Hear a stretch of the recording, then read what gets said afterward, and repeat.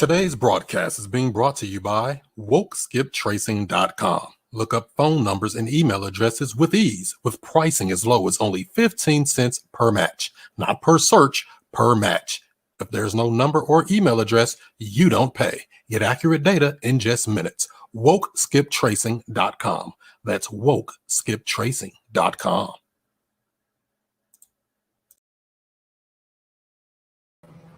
All right, ladies and gentlemen, boys and girls, women and children of all ages, it's about that time. It's Monday Night Raw, real estate style. What's going on, everybody? Good to see you all here. We are streaming live on multiple platforms. We're on right now on Instagram temporarily at Chris Monroe STL. If you want the full experience, hop on over to the YouTube channel at Chris Monroe STL. We got a great show for you tonight. We're just going to be on for the first 5 minutes or so on here.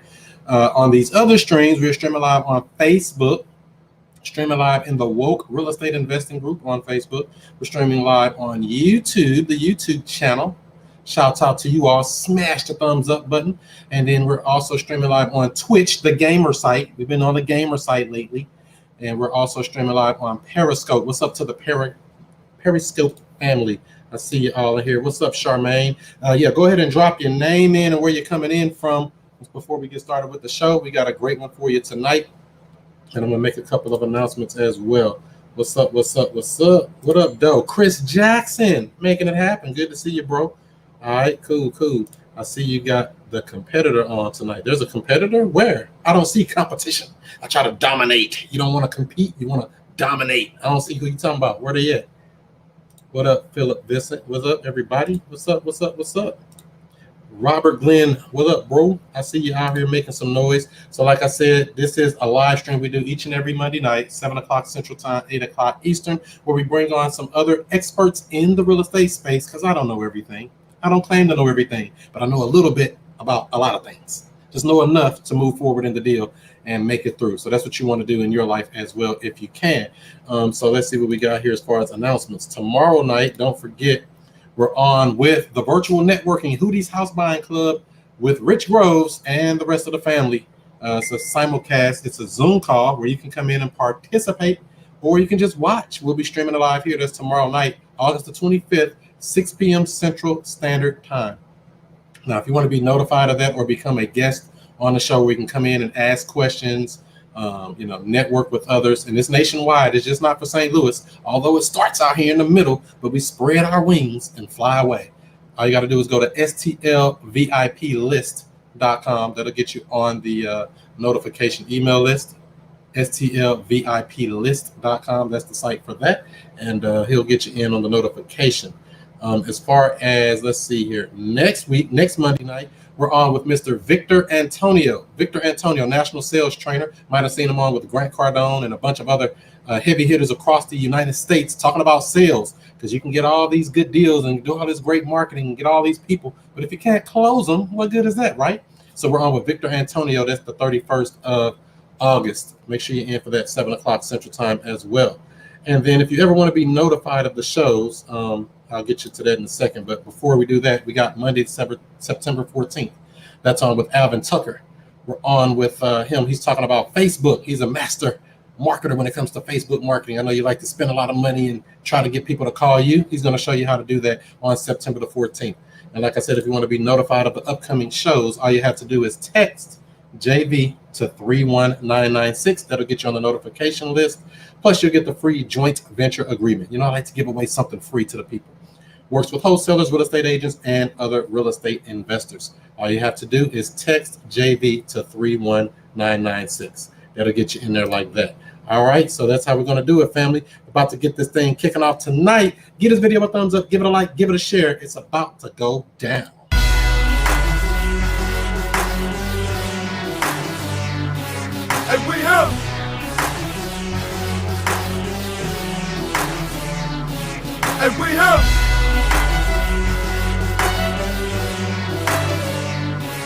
And we have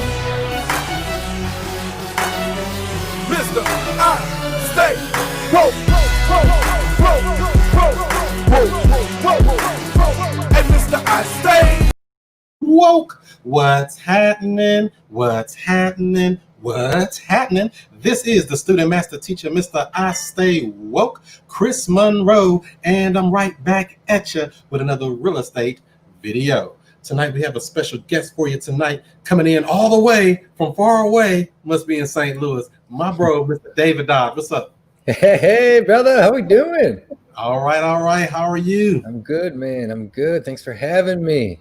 Well, I'm glad you had taken out of the time out of your busy schedule to come in and help people that are trying to get into the game, learn some things and things like that. We know you've been in the game a little while, but for people who may not know, who is David Dodge and what do you do?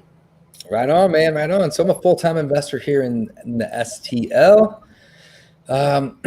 Right now, I focus on building a rental portfolio using the BRRRR method.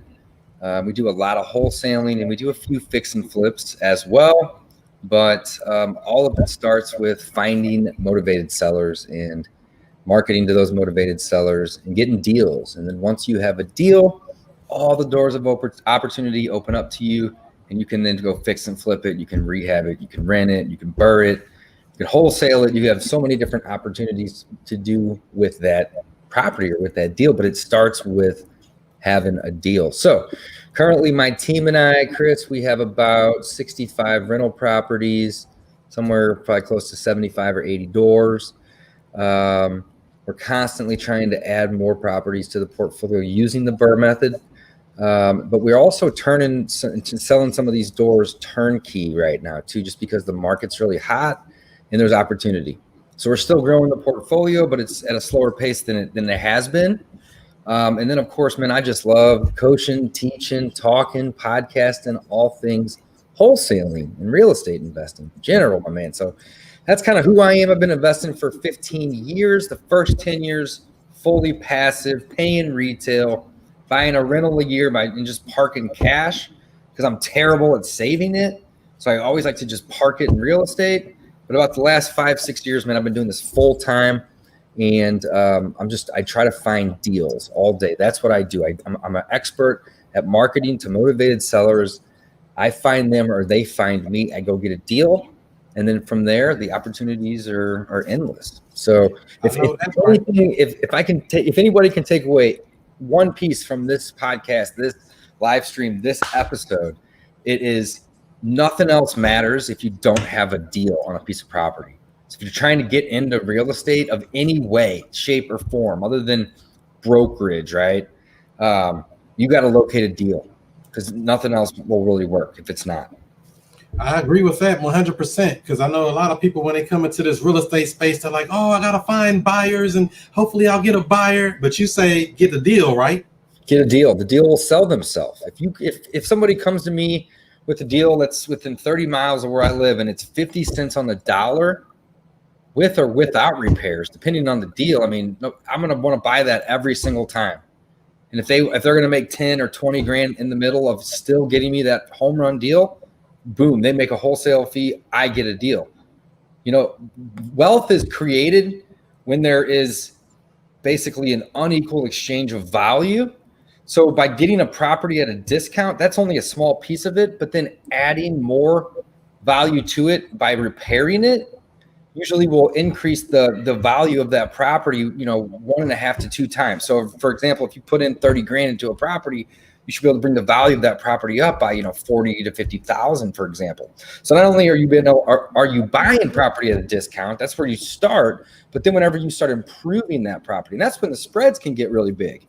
And that's, look at the guys that are doing the biggest spreads, basically the guys that are doing the spec homes, right?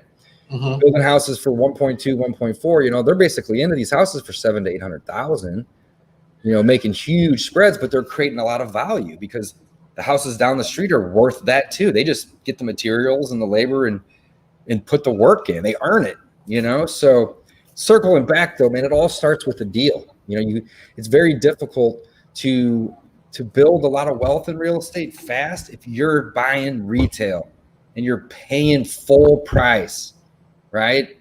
For one, flipping a full price property is very difficult. Right. After all the transactional costs, you probably lose money, right?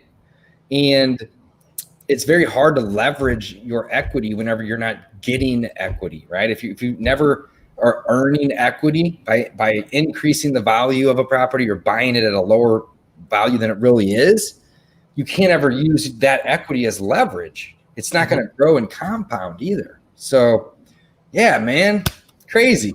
I know that's right. So you did mention a second ago about getting properties retail won't work pretty much in most business structures as far as investors. Do you go about getting deals from the MLS or dealing with real estate agents in any type of way at all? That's a great question, Chris. We get deals from real estate agents occasionally. Typically, I would say maybe one in 15 to 1 in 20 of the deals that we get or buy are from the MLS. I would say the other, 14 to 19, call it 1 in 20, right? The other 19 deals are off market. It's just very difficult to convince a homeowner or a property owner that, well, not even convince, they don't need it, right? They can get more money. And that's another thing that I tell a seller or a property owner whenever I'm, approaching them or talking to them is the first thing I say, listen, I'm an investor. I don't pay retail. If that's what you're looking for, I can't help you. I don't want to waste your time. I would love to talk with you, come out, even, tell you a little bit about your property, but I don't pay retail. So if that's what you're looking for, let me point you to a real estate agent, or somebody that can maybe help you get more for your property. People that I'm buying the properties from, they need the money next Tuesday, or they're hoarders and they're embarrassed to list it. They don't want the neighbors to know they're selling it. It's an inherited property and they don't live in the state and they know it needs repairs. Vacant houses that have been abandoned and the windows are busted out, houses that are neglected or need work.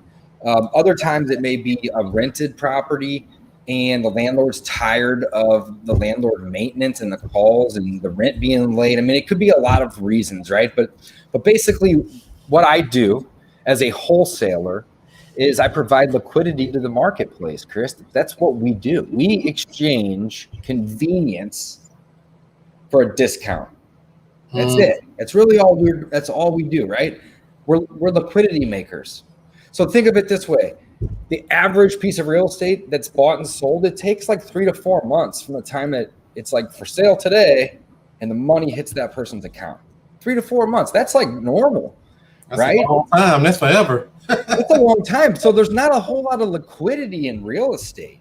Like there's really not, because typically your buyer, if it's a residential piece of property, let's say the buyer needs a loan, and that's a whole process. And, in order for you to get the word out, you got to go through a real estate agent or sell it for sale by owner. But even at that, even if they go get good pictures and they make it look pretty and they list it, there's no guarantee that it's going to sell right away or even at your price. And it could take time. And then once you find a buyer, they may want inspections, and then they may have contingencies which delay the process for inspectors, appraisers, maybe special inspections depending on the type of loan. And then, of course, there's contingencies for financing. And if they haven't paid their taxes, they need another 2 weeks. I mean, the process goes on and on, right? It takes a very long time. So as wholesalers and as real estate investors, but primarily as wholesalers, we provide liquidity. We say, hey, we can take that 3-month process. We can do it in 3 weeks. We could maybe do it a little sooner. I've done deals in 2 weeks or even 1 week. But it's like I got to be getting something at 25 cents on the dollar for me to be able to take that much risk and move that much quickly. But I can still do it in 3 weeks. That's the point. I'm talking to you because you're an investor. I would tell them a little differently, right? But hey, 3 weeks, man, like you can't beat that, right? 3 weeks. And basically I demand a discount, at least 30%, unless it's in the nicest of nicest neighborhoods, minus the repairs and minus a wholesale fee if I want to wholesale it. But typically the wholesale fee isn't subtracted in my calculation because I can pad it into a 70 or even a 65% multiplier, right? Whenever I'm multiplying it to like take the cost out. Mm-hmm. So, that's really what it is. So I tell them, hey, what convenience am I providing? Well, there's 3 things, man. Cash, so I don't have to have all the contingencies and time waiting on the bank. Right. As is, which is another reason why a lot of people sell to me and they don't go to an agent, because the property needs 40 grand in repairs or 100 grand in repairs, or they're hoarders and they're embarrassed to list it on the market. They don't want those pictures out there, right? Or a number of reasons, but as is, right? No repairs, no updates, don't even clean it. Stop cutting the grass as soon as you talk to me. Stop. Just stop doing stuff. Because your problem becomes my problem. How could I offer you convenience if I'm not going to do all that? But again, I demand a discount, right? So if you're not willing to go 30% off the value of the property minus the repairs, then I'm going to start pulling back convenience. Okay, well, we can close in 3 months. I mean, that's it. So wait a minute. That's a close strategy. They call that the what? The takeaway, right? Takeaway, right? So 3 things, right? Cash, as is, and then of course quick, which is kind of what I led with. But 3 weeks, it's very, very quick. We provide liquidity, so we exchange convenience for a discount, and ultimately we provide liquidity.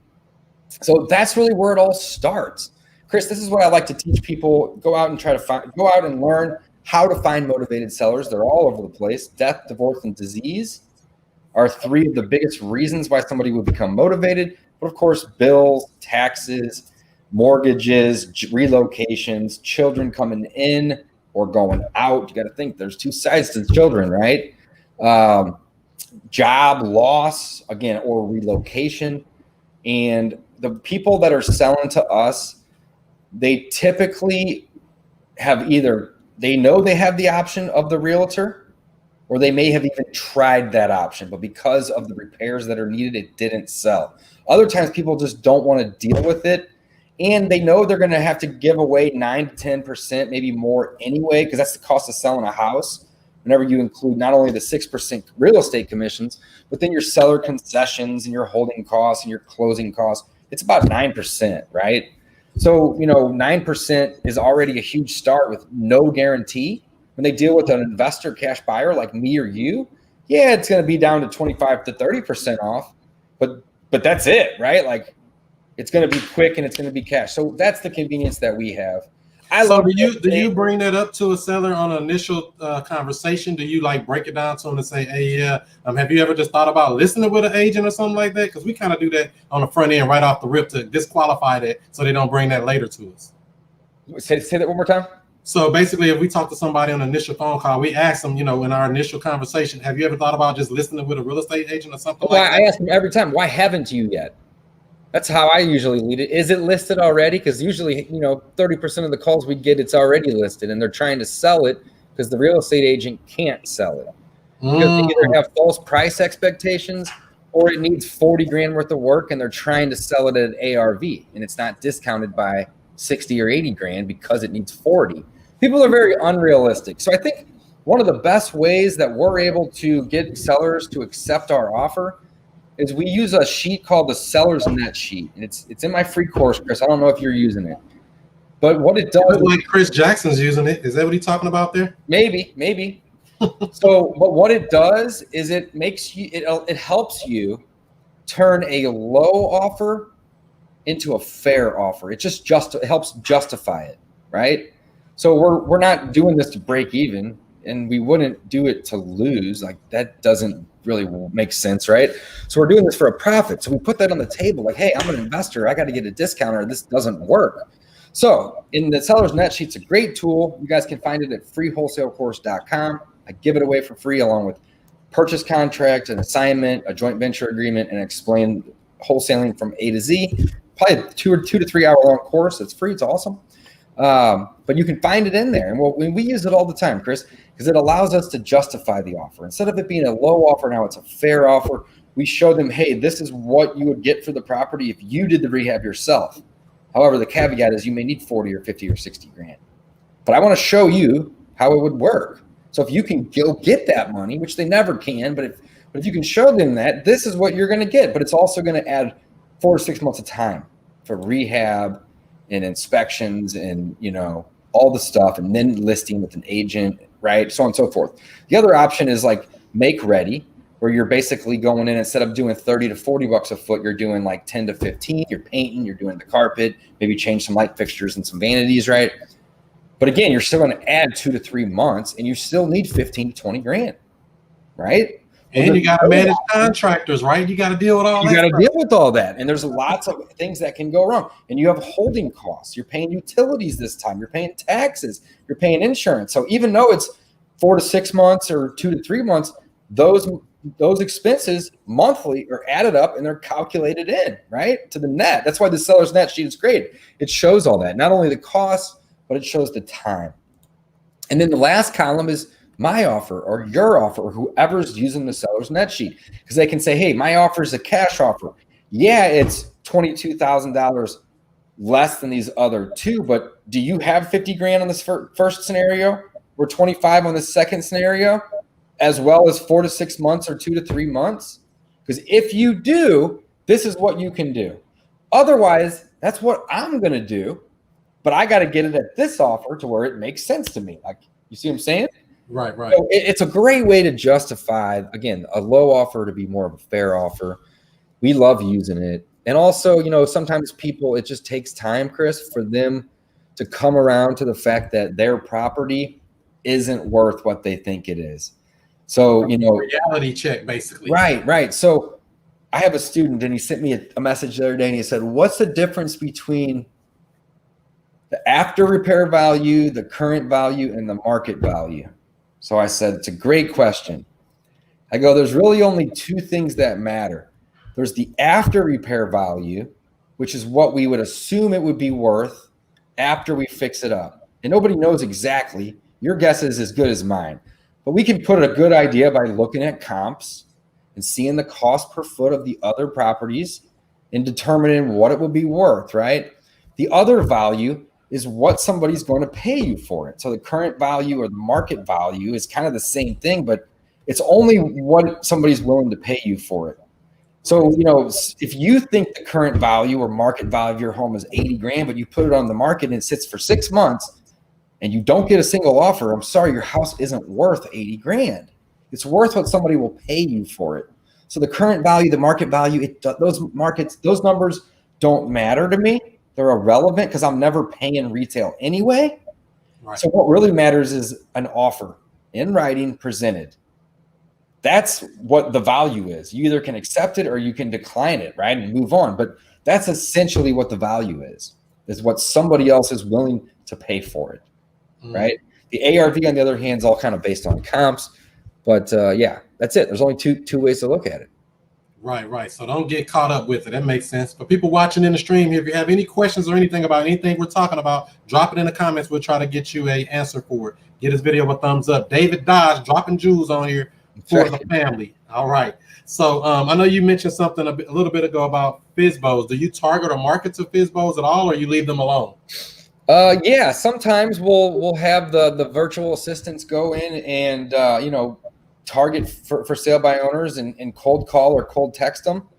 We'll also target landlords, people that have properties for rent, like currently for rent, like on Zillow for rent. Sometimes those lists are kind of hard to pull, like today or tomorrow or today or to pull it again tomorrow, because it's more of a real time thing. Right. Do they want calls coming in or not? So like Zillow for sale by owner and or for rent are great prospects to call on. Absolutely. Love calling on them because they want to sell their house. Here's the funny thing, Chris. We for a while ago, it's probably been a year, but for a while, I'd say maybe 7 months, 8 months, we decided, hey, let's start making a shit ton of offers on listed properties. And over the course of about 7 months, I think we made 4,500 offers, give or take. So, I mean, we were essentially sending out 30 to 40 a day, every single day. But what we were doing was we were making offers either through the agent or directly to the seller, depending on if it was currently listed or not. We were targeting all the expireds, and we were targeting properties that got to 120 days or maybe 150 days. So they were on the market for a very long time. We would also target properties that had certain keywords, as is, motivated, trustee, foreclosure, so on and so forth, that would kind of populate a reason for somebody to have a little bit of motivation. Why would you use the word trustee? There's a whole list of them. I'd be happy to send them to you that we had targeted. But trustee, for example, may just mean that it transferred from one person to another, like maybe upon death, if it's in a trust or something along those lines. And it would just kind of be a red flag for, hey, maybe it's an inherited property. Not always, but sometimes. Yeah, okay, that makes sense. So you say, wait a minute, it was a trustee, and maybe that new person don't want to deal with it. They might want to sell. That's right. That's right. Yep. So I have a whole list of them, man. I can send them to you, but they're just like good keywords. But the moral of the story is, man, after sending like 4,500 offers and every day having agents call and they'd be pissed because we were actually making pretty aggressive offers. We were making offers it was 72, 76, and 82% of the asking price, right? Mm-hmm. 72, 76, and 82%, right? Depending on the zip code. So we basically had like a green, a yellow, and a red zip code, like the best ones we wanted for investments, flips, or whatnot. Yellow is like, okay, we like, and then the reds are like, we'll look at it if we can get it at a good price. And that didn't even subtract the repairs. We were planning on subtracting the repairs out after we had done or during our inspections. We just wanted to get our foot in the door. But the reason I'm telling you this is because there wasn't a lot of motivation at those numbers, Chris, at 72, 76, even 82 in the best places of the asking price on the MLS. I think after 4,500 offers, we maybe got like 12 to 14 deals, right? Wow. There's But you make a lot of offers. There's a lot of offers, man. And these were offers on properties that assumed motivation. They didn't sell, but they had been on the market for 4 to 5 months already, right? And or had certain keywords. I mean, we were sending a lot of offers. And what we found is a lot of agents weren't even presenting them to their clients. They may call or text the client, but we didn't get 80% of them back declined. They just wouldn't respond and let the time run out, of course. That's kind of illegal, though, right? They have to present that. How do you enforce it, Chris? Especially, all right, here's something else. I'm not a real estate agent. Flipped about 500 houses with the help of my business partners and my team, okay? But I'm not an agent. You don't have to be one to flip houses, especially when you're flipping paper. That's what wholesaling is. With that being said, that was a point that I was trying to make about the agent. Not making an option. Most people that are investors are agents, or they start there, or they do both. I think there's 12,000 agents in the St. Louis metro, right? So there's like 2.5, 3 million people here. There's 12,000 real estate agents, man. It's crazy. The agents, whenever they go and they present, them, they are the service. They manually enter all the shit in the MLS, right? And syndicate it out and manage it and make the phone calls. But they're the service themselves. When they go and they do a listing agreement or a listing appointment, they're going to tell them, hey, I think it's going to sell for this, man. Like, in order to get them to pick you, you're going to obviously tell them, hey, we're going to try to get as much money as we possibly can for you. So whenever you have a house that's, has a market or has a expected value of 100, the agent's going to come in and say, hey, I'm pretty confident I can get you 100. The other 5 houses in the area that are just like this one just sold for 100. We could even push it to 104 to 106 and see what happens. And the seller's like, woo, let's do it. This is going to be great. And I send them an offer at 72% of that, and it's 80 grand. They're not going to be super gung ho to take that offer to their seller, their client, and say, hey, I got this offer. They may text them like some jackass just sent an offer for 80 grand. Don't worry, I'll decline it for us. Yeah. Other times more money. Decline it, and they don't and then they're so again, it's not right, but I get it. I'm not even upset about it. I understand it, so I move on. So the purpose of why I'm telling you this though is most people that list their property on the market, they're hoping for more, and they're not necessarily motivated until it expires or until it's been sitting on the market for a long time.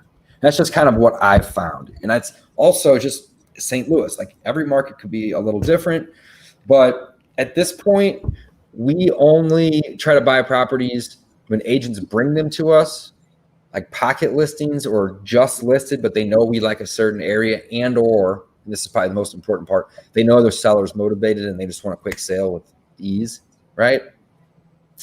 Or certain neighborhoods that we target And right when they go online, we'll get them under contract and then we'll work them down. But that's it. The MLS to us isn't much of a tool other than comping and listing our own properties. We don't buy much on there because it's just not worth it. It's way easier to learn how to market to these individuals, right? And I can teach you guys how to do all that in the free wholesale course. But learn how to market to them to either get your phone ringing with them calling you, or ring and text their phones and let them know that you have this service to offer. And you're going to be able to get a way better deal 90% of the time, maybe 95% of the time, because you don't have to factor in the extra hold costs. You don't have to factor in the 6% that has to go out to real estate commissions. On a $100,000 house, that's $6,000 that I could essentially offer less, and they are going to get the exact same number. So on a bigger house, you're talking $10,000 on 150,000, right? Talking $12,000 on a 200,000, essentially, a little less, or a little more. But you see what I'm saying? Like those don't have to be factored in, right? And the fact that we're buying these properties very fast also encourages them to give us a good deal on it. So that way we don't come back later and try to get more off of it. Anyway, we just say, hey, we're real quick. We're going to do our own inspections. We make these inspections, 3, 5, 10 days, something along those lines, depending on the situation and how much convenience I'm willing to provide based on how much of a discount they're willing to give me. So here's something that I do want to throw out there, though. A couple things, Chris. The thing about flipping houses with little to no money that everybody leaves out is that, I had a student text me this morning. He said, I don't get this disconnect between flipping houses with little to no money because you're telling me to spend money on marketing. And I said, man, great question. I go, bring me a $500,000 house that you can get at $300,000. I go, we'll flip it together and each make $20,000 and we'll put up $100 of our money. So we can do it. You can do this with $5 million pieces of real estate. $100. You're flipping the paperwork. Assignment fees or double closes. You may need a transactional lender. You may not. Doesn't matter. We'll get it done, right? But getting that person that's willing to sell you that property at a discount, that's the hard part. That's the challenge. So is it wrong to say you can flip properties with little to no money? Well, no, because you absolutely can. But a better way to say it, a more honest and sincere way to not mislead people would be to say you can flip properties for little to no money out of pocket. However, you have to understand that you have to pay for the marketing either with time or money or both. So that's I'm kind of exactly what I want to get into now. As a matter of fact, what are some ways for some creative marketing to attract these motivated sellers? Because we know they're everywhere. How do we get them to call us? It's a great point, man. I love it. So the thing about motivated sellers is they're not necessarily motivated today, right? Or it's rare that you talk to a seller that's motivated right now, okay? Typically, what happens is you talk to a seller, you build rapport, you make an offer, they don't like that offer, they think you can get more for that offer. They may even go list it with an agent and then come back to you later and say, okay, I couldn't get that offer and I'm willing to take it now. Other times, something in their life may change where all of a sudden they don't care about that extra 20 grand or 15 grand. They just want to be done with it and have that mortgage paid off or get whatever out of it that they can. Typically, the problem isn't the house. It's something else. I'd say maybe half the time, maybe even a little more than half the time. The problem isn't the house. That's just one little piece of the problem that I can help solve that will then roll over or have a ripple effect on something else in their life, right? So types of marketing that we do, there's basically two types of marketing. There's inbound marketing and there's outbound marketing, right? So you can do something to get your message out there in front of people, and they can call, text, email, submit a form, however you tell them to communicate. I got people that send me mail because they can't talk on the phone. I got people that send me faxes because that's the only way they like to do it. So no matter what marketing message it is, they're sending you something saying, hey, you have this service. I like it. Can I learn more about it? The other way is the outbound, where I'm literally cold calling or cold texting individuals that I know have properties and say, hey, I'm looking to buy more, and I see that you have this one here. Are you the owner? If so, great. Do you have interest in selling it? If so, I'd love to come talk with you about that. And I set appointments and go meet with people, or my team does, and we just make a friend. But it takes about 4 to 6 months typically from the time that we get a call that comes in or a connection going out to the time that we can get a property under contract on average, because it takes a lot of touches in the middle to follow up with that person, because we make offers on every lead that comes in, every qualified lead that comes in. But only about 5 or 10% of them will take it today because their motivation isn't there. We don't chase deals. All right. We stand by our offers. We make them up a little bit, but not a whole lot. But with that being said, we'll offer a whole hell of a lot of convenience, Chris. Right. And I don't really want to try to push my convenience on somebody when they're not really willing to give me a good deal. That just seems like extra work to maybe break even or even lose money or like spin my wheels. So we pull back, man. We make offers and we pull back and we say, this is really where we have to be, but we would love to do this deal with you when you're ready. And if you can get somebody to pay you more, then hey, we're happy for you. You got what you wanted. And that's what you're trying to do here, right? Right. But we'll follow up with them every couple of weeks or every month or two until eventually we'll call them on that day that their tire just blew out and they're pissed because their rent's late. And they're like, screw it. Like, let's just sell it. And you catch them on the day and they're motivated and you're able to get that deal. So it's a lot of follow-up that's going on. So you got inbound, you got outbound. There's basically 2 types of marketing outside of that, right? You have list-dependent marketing, and then you have non-list dependent marketing. So your non-list dependent marketing would be stuff like radio, billboards, even I know people that are doing television ads. I'm on the radio here in St. Louis. If you're listening, you may hear me on the radio from time to time. But they're basically types of marketing that don't rely around a list. Like bandit signs would be a great example of non-list dependent marketing. And then you have list dependent marketing, which essentially means that you are buying a list online or driving for dollars to create your own list. And then from there, you mail that list, or you skip trace and cold call, cold text, whatever it may be, door knock even, that list, right? So you got inbound and outbound. That's 2 different types, or I guess methods, right? Then you have list dependent versus non-list dependent, which is a couple different things. But at the end of the day, it's time or money, Chris. It's time or money.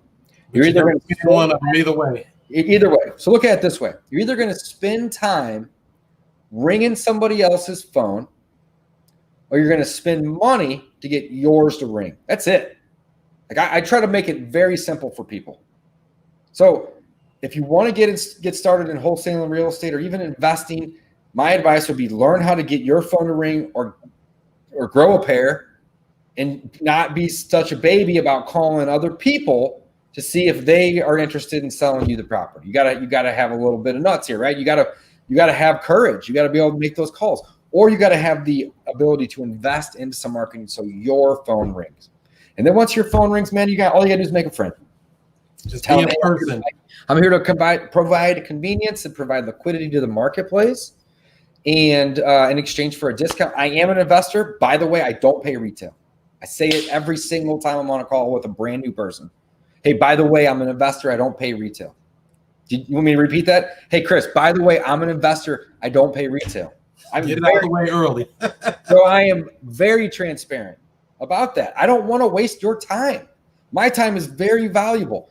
Why would I want to go out and look at a property that is $30,000 overpriced and it needs everything, right? Like there's no reason for that. Instead, it would be nice to just make that person an offer and say, by the way, with that offer, you don't have to do anything. It's as is, it's cash. There's not a lot of contingencies associated with it. And it's quick. We can close this in, 2, 3, or probably 3, maybe 4 weeks, essentially. But, depending on the deal, how much convenience am I willing to give them? And then if we're nowhere in the ballpark, then they get put into the CRM and they get either put on an automated follow-up, or one of my virtual assistants or even myself and my team members reach out to these people every day of every week of every month, following up, and we have this huge funnel built of people that are in the follow-up funnel. Probably, I'd say 4,000 to 5,000, somewhere in that range. Because I've been marketing for 5.5, almost 6 years now. And we do all types of marketing. Chris, you asked earlier, what are some of the things that I do? I love getting lists of motivated sellers or a presumed motivated seller. So what's that look like? You got vacant properties. You have absentee owned, which could be vacant, but doesn't necessarily have to be.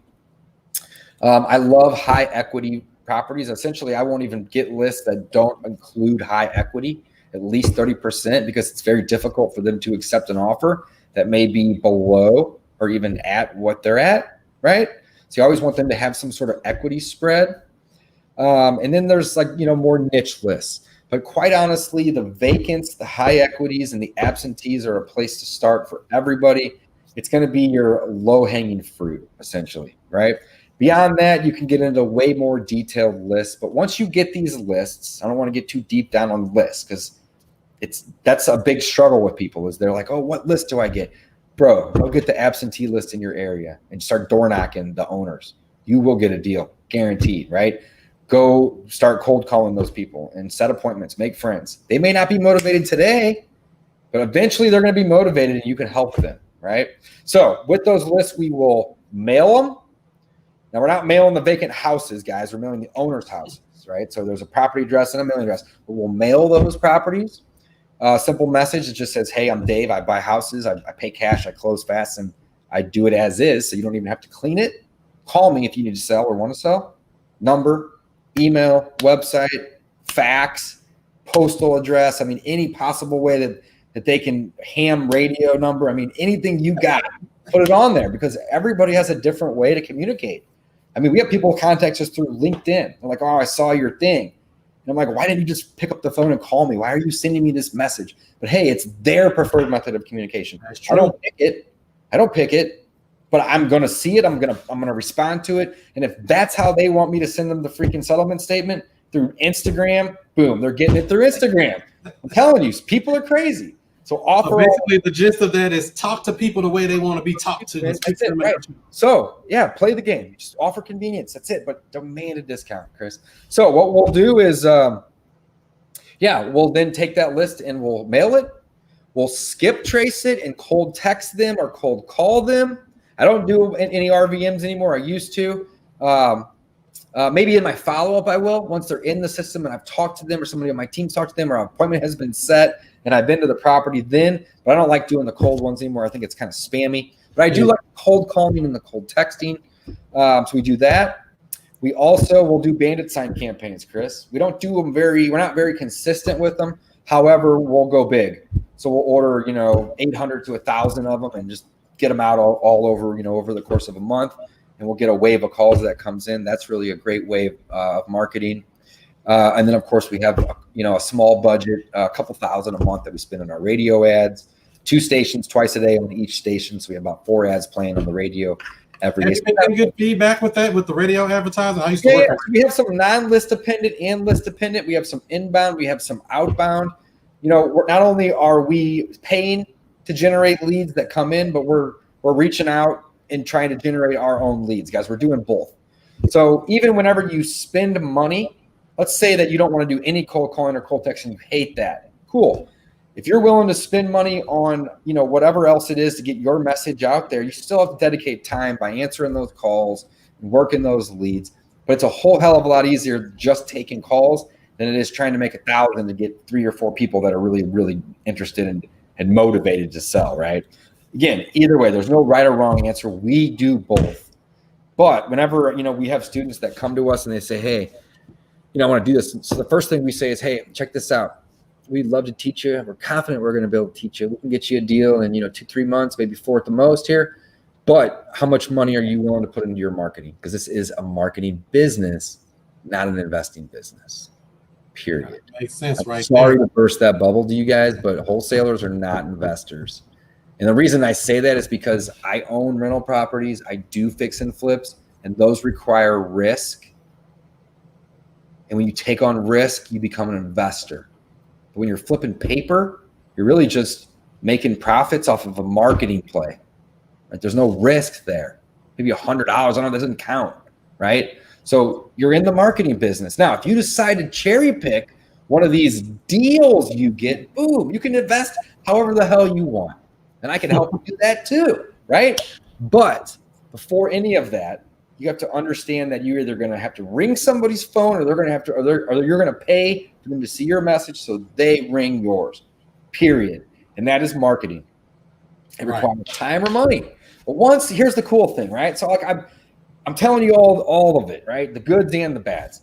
But after about 3 or 4 months doing this consistently, you start building this follow-up, and then you start doing deals, Chris.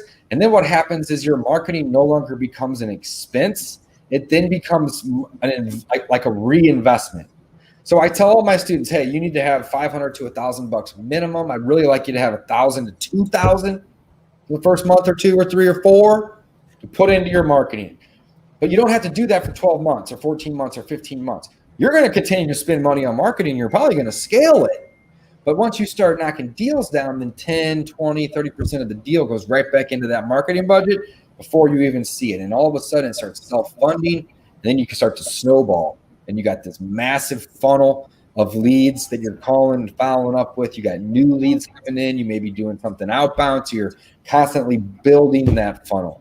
And what ends up happening is after 5 or 6 years, we do a lot of marketing, but we're still only generating like 2 or 3 deals a month, Chris, from the new marketing, maybe 4 or 5 on a good month, but we're doing 8 to 10 deals a month. And the reason is because of the follow-up funnel. I said earlier, it takes 4 to 6 months on average for us to get a good deal because we don't chase them, right? Instead, what we would rather do is tell them, here's where we're at. If you don't need my level of convenience, then great. I don't want to pay any more than where I'm at. So I'm demanding this discount, right? And when you're ready, let me know. We can do it, and it's going to be quick and easy and maybe even fun. Quick, easy, and maybe even fun. David Dodd dropping bombs on the family here. I know you mentioned something a second ago about, some of the pain points and things that sellers come across. What do you do when it comes to sellers that have like squatters or bad tenants and they don't want to deal with them? Do you still try to buy those properties, or you tell them, oh no, you got to get them out of there first before we close on them? I wouldn't be very good at my job if I didn't help them with that. I'm a convenience maker, man. I provide convenience, right? I provide liquidity. So again, the average person would look at that like, oh man, I got to go evict these tenants and I got to repair this property. Then I got to get an agent to list it. I mean, that's the whole thing's going to take me 6 or 8 months. But they can call me and I can say, hey, I'll take care of that. We can close in 3 weeks. Leave them in there, right? But I'm not giving you $100K for this property. I'm going to give you 65. And that's going to be my problem. If you don't want to take that 65, listen, I get it. I wouldn't want to take it either. But check this out. I don't need to buy your house. But for 65 grand, I would love to. I'll come to you with the paperwork. I'll deal with the sheriff and kicking them out. All of your problems go away and they become my problems. Right? Money is created whenever you can help people solve problems, right? I mean, that's really kind of where it's at.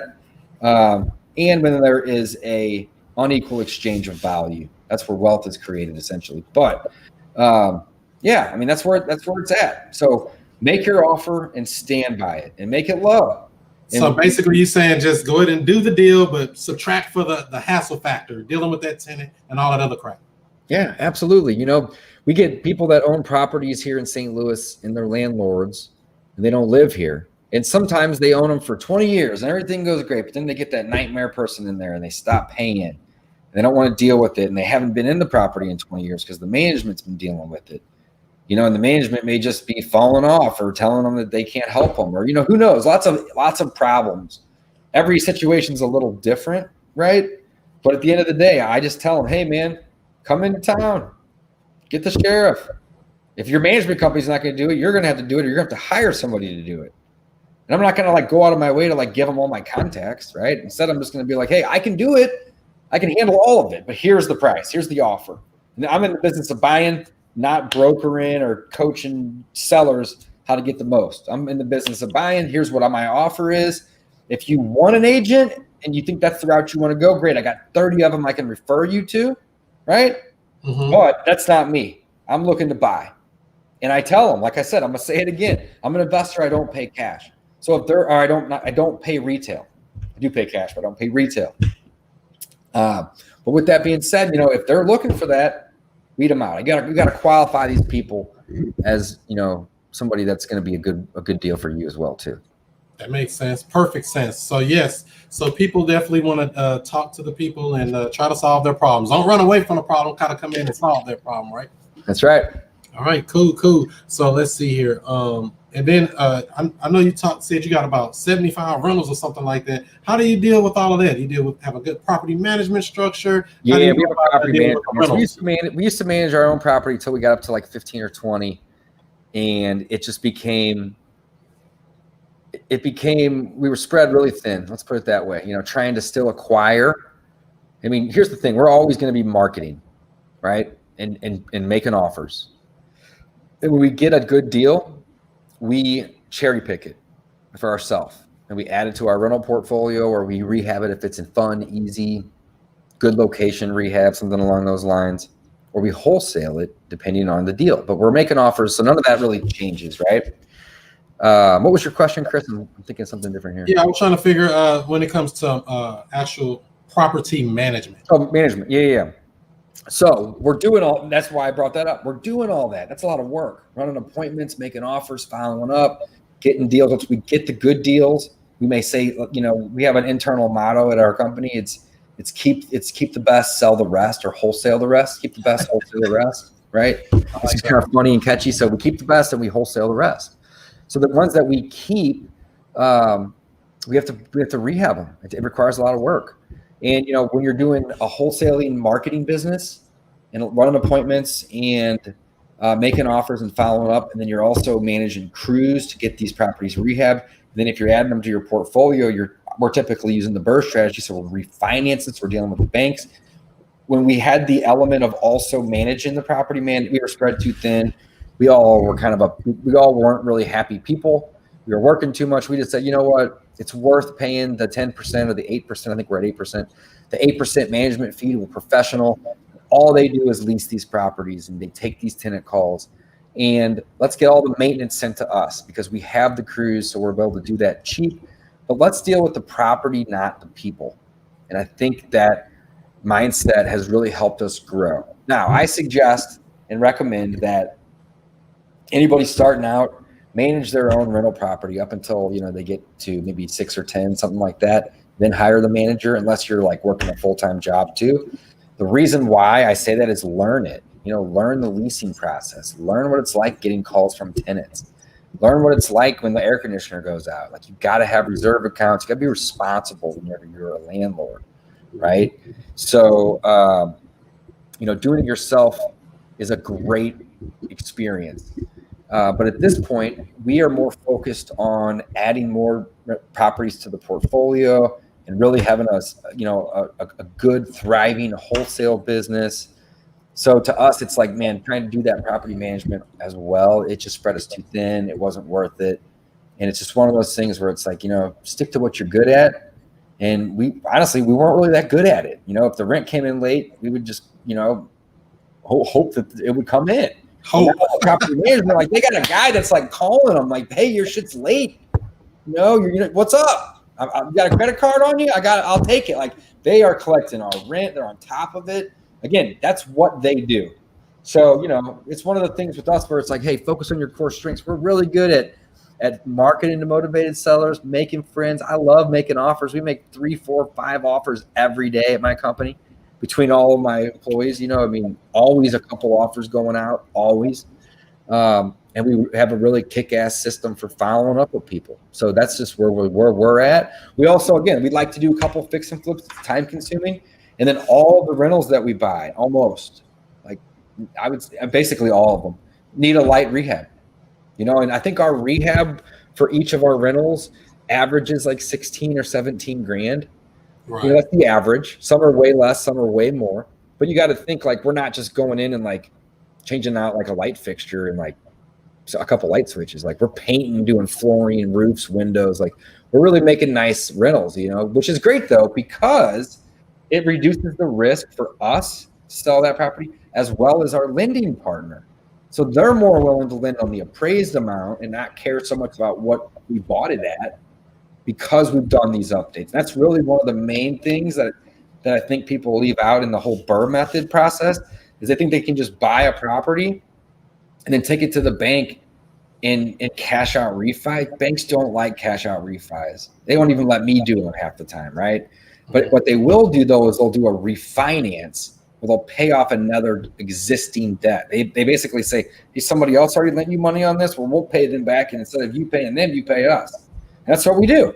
So we use private money to buy it and fix it up, and then we increase the value like I talked about in the very, very beginning, right?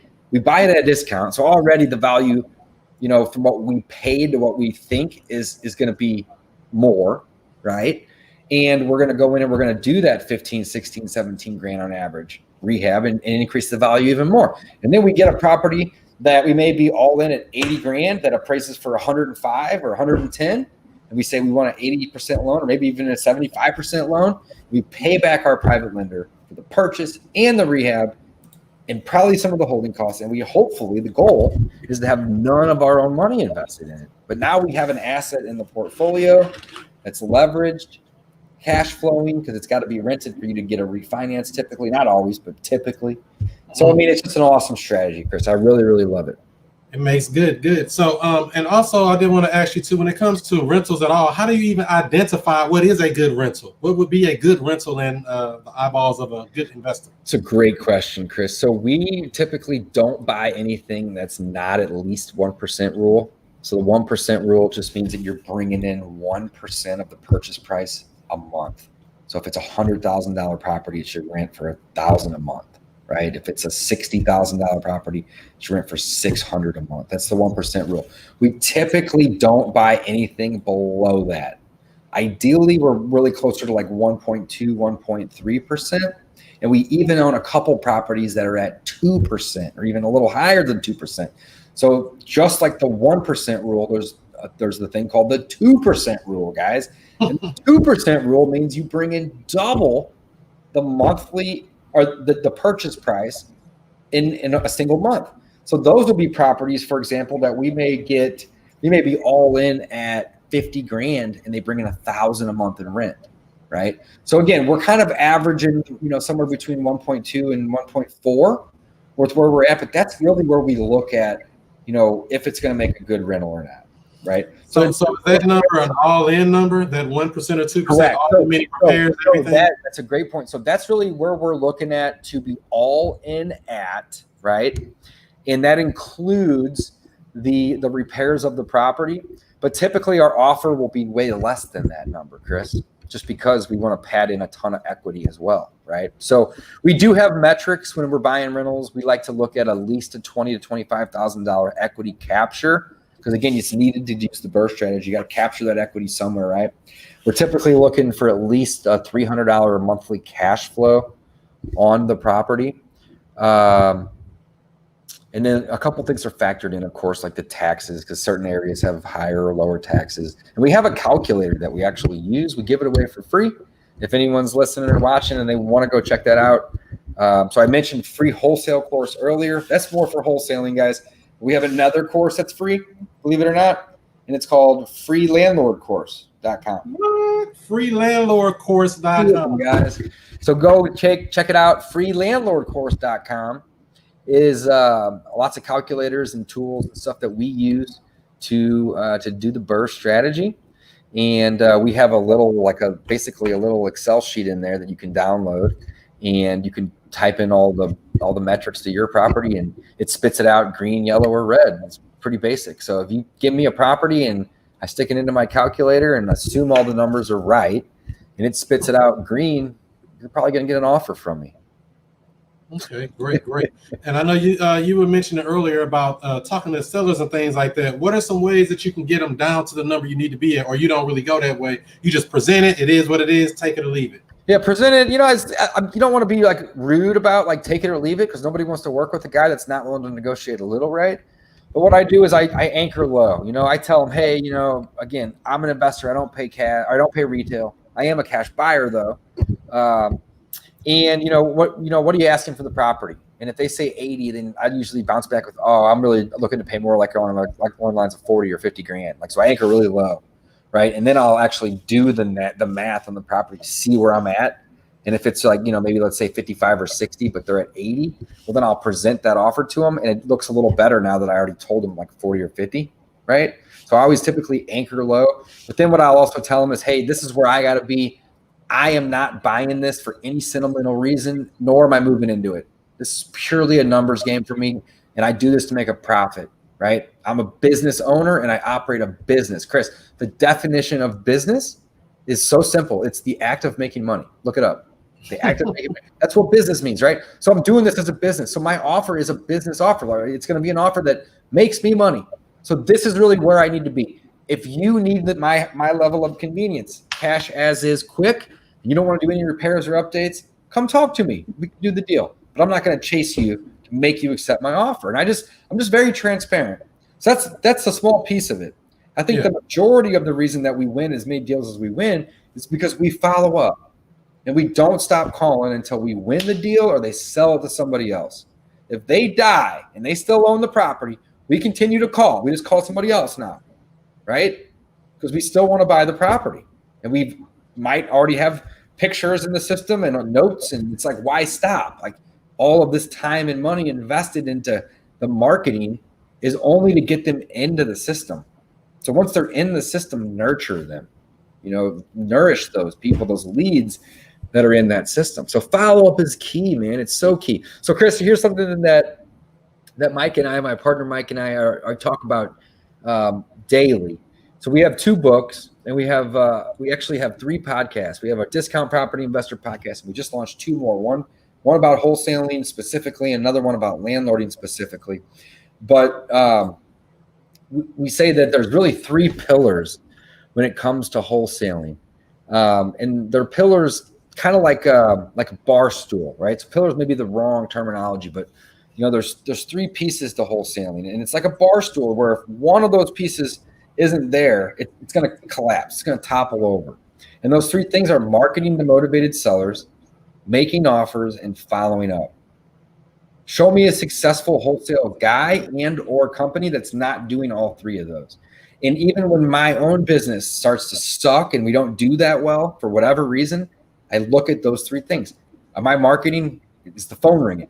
Or are my people ringing out? Number 1. If that's not happening, let's restart. Let's get back to that. Number 2, how many offers are we making? If we don't make a single offer, how do you expect us to get a property under contract? You can't wholesale what you don't have in your inventory, right? You can't add a property to your rental portfolio. You don't have it under contract. How many offers, right? If we have to back out of an offer or renegotiate an offer, we'll do that. But you got to get the offers out to get them signed. They're not going to sign themselves either, right? You got to get them out. So marketing, number 1, making offers, number 2. Number 3 is following up. If you stop doing one of those 3 things, your business is going to fall apart. You've got to do all 3 consistently. So that follow-up is so important because I know I've lost deals from failure to follow up in the past. I look up and say, oh, man, I should have called them back. They sold it. That's not what I was going to do. Follow up. And we're good at it because somebody else may call them on that day that they had that flat tire, right? Or whatever it was that motivated them. It may even just be me calling them 35 times. They're tired of getting the phone call. All right, Dave, I'll sell you this freaking house. Quit calling me, right? Like, it doesn't matter. There's a motivation for everybody. And once you can get them on the day that they're motivated, you're able to get the deal. And it's simple, man. I demand a discount and I tell them from the beginning, I'm an investor. I don't pay retail, right? Like here's the thing, Chris. Last year, household leads to my company, Mike, Bill, and my whole team. I think we bought like 92 or 94 houses. The year before we bought 98 houses. We haven't hit 100 yet, but we're buying a lot of houses, right? And most of them we wholesale. We keep a couple here and there and add to the rental portfolio, and then we fix and flip a couple here and there. But the thing is I didn't need any one of those houses last year at 92. In the year before at 98, I didn't need any of those either. I don't need any of them. And I tell it to the seller. Say I bought 100 houses last year. Exaggerate a little bit, right? Pretty close though. I bought 100 houses last year with my team. We didn't need any of them, guys. We didn't need any of them. But if you're willing to give me a great discount, a great deal on it, I'm going to go get the money from a private lender, and I'm going to line this up with the title company, and I'm going to get my rehab crew ready to go and line it all up because it's going to work and it's going to make money. It's going to be a profitable situation. But I don't need it. That's why, and I think that took me probably about a year, Chris, to like kind of get through my thick skull was stop chasing deals. If they're not motivated to sell you at a deal, move on. Call them back by all means, but don't try to set an appointment. Don't waste your time. Don't even waste time making up a written offer. Just verbally make one. I love when people send written offers because it's another great way to follow up. You typically have an email to do that. So you can email them, say, hey, how'd you like my offer, so on and so forth. But just don't waste time. People in the beginning, they waste a lot of time thinking they got somebody that's motivated, and they ain't. They ain't, right? So make a lot of offers, do a lot of marketing, follow up, and you'll know when you get a motivated seller because they need that money. It's not so much of I want to sell, it's I need it. I'm leaving town next Tuesday. I'm moving to Texas. My boss moved me down there. In fact, I'm hopping on a plane Thursday. How fast do you get my money? That's a motivated seller, right? It's crazy. We just did a deal. Sounds like that. Closed last week like that. She was moving. That I have come across. You know, and they're like, I'll sell it to you for what I owe. I just don't want to have to pay any more money. I've even taken over people's mortgages over for a couple months or a month or two while we're getting the paperwork in line to buy the damn thing. They just don't want to deal with it anymore, right? And they know it has 18, 25, 35 grand worth of equity in it. They don't care. They don't want to deal with it anymore, right? So motivation comes in all shapes and sizes, but it all starts with a motivated seller, man. All types of real estate investing. You know, you got to get somebody that's motivated to sell it to you. Basically, you're offering convenience in exchange for a discount. I've said it before, and we'll say it again. And that's it. It's that simple. I think people way overthink it. They think that they got to be a pro at comping properties or figuring out the repair estimates on property. None of that matters. It does a little bit, right? But at the end of the day, a motivated seller is a motivated seller. And the reason I say that is I've sent contracts to sellers and I've had to come back. This happens all the time. This isn't something I did when I was doing. This happens today. And I go back and I say, I offered you too much. I can't do it. Right? I'm sorry. I can't do it. I thought it was worth more, or the repairs are more than what I expected. Either way, I can't do it. You know what they say, Chris? They say, okay, well, can you do it if I take off $6 or $8 grand? And I say, I can certainly try. And we start all over. Or we negotiate to the contract. And what ends up happening is if they're motivated enough, I can usually squeeze a couple $1,000 wholesale out by just finding somebody that's willing to pay basically where I'm at and just squeeze a couple of grand out of it. But at the end of the day, you still create a win-win-win.